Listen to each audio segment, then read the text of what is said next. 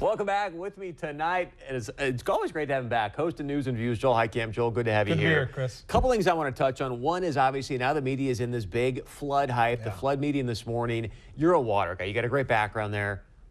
Is the media overhyping this deal? Well, the only way they end up being right, if they think it's going to get to these levels, always understand that the Corps tells you about 2 feet higher than what they think it's going to be. That's been my kind of mode here. But if it starts raining and it starts getting 70 every day and 50 every night or 45 every night, then game on. Well, who knows what's going to happen? But all these things have to happen at the same time. And when you go down south, there's nowhere near the snow that we saw in 08, 09.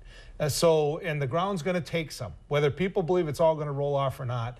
I'm saying build your sandbags, but this flood is going to be nowhere near what we saw in 08. And how much have prior floods helped us prepare for this with the levees and everything else in place? And look at Moorhead.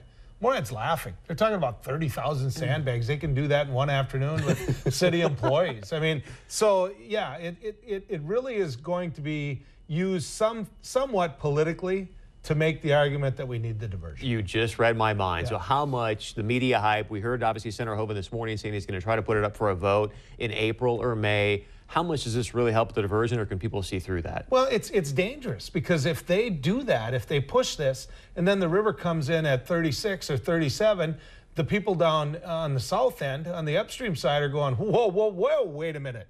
We told you. See, they can't read this river right. So it's dangerous. I hope that they don't play that, because I think permanent flood protection is needed for Fargo. But not the diversion, right? It needs to be basin-wide. Thank you. If some form of the diversion, yes, but not a great big Fargo dam. Can we get this on tape? He and I agree on something here? Let's enjoy it, because we're about to disagree. That's right. Let's move into this. So today, several pro-life bills hit Governor Dalrymple's desk. I hear a lot of rumblings that, hey, he's definitely going to sign them. He's just taking his time. What are you hearing in the background? I don't know. I do not know. I know a lot of pressure has been put on him by both sides of the aisle to veto some of this legislation. I think he signs them. And the reason my gut tells me he signs them is because the percentage of vote that happened, it shows really how conservative the Republicans have gotten. They were nowhere near that when I was in the legislature. And so because those vote totals are as high as what they are, it's going to be hard for the governor to justify vetoing these bills, even though, Chris, I think some of it he should. And let's get to that in a moment. But also, this has been fairly bipartisan. You've got 20 to 25% of even the Democrat caucus voting for these bills as well. Now, you think he should veto them. You've seen the Forum, the Grand Forks Shell come out and say he should veto them based on because they're unconstitutional. I want to get your thoughts on that. Well, I don't like spending millions of dollars of North Dakota money for something that's a federal fix. The problem, if you have a problem with Roe v. Wade, it's a federal fix. We all have to acknowledge that, right? No, because in the Roe v. Wade decision, it says the state has got an interested right to go after what it wants to go after as far as the mom and the baby. So they did leave that wiggle room to say, hey, this can be a state decision if it needs to be. You're going to tell me, though, that this will not be overturned in federal court? I mean, come on, Chris.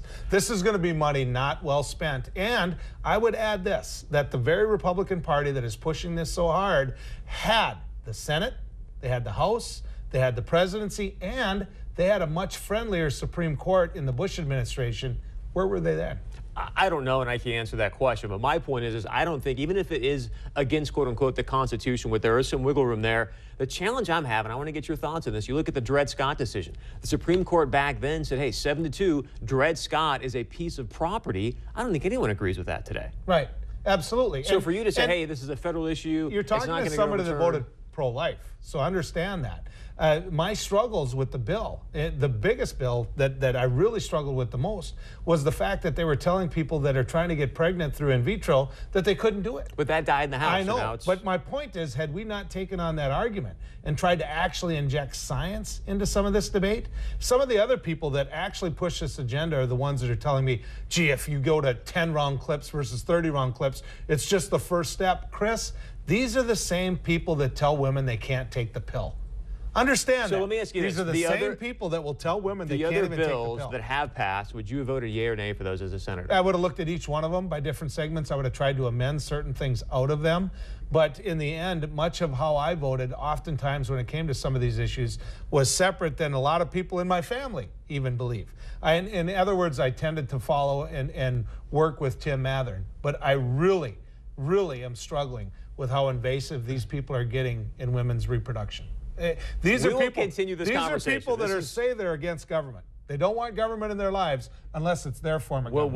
We'll get into that, another hot box or segment here on a 630 Point of View. Stay with us. We're going to get to your feedback as always. Enjoy your feedback. Go to our website 630pov.com.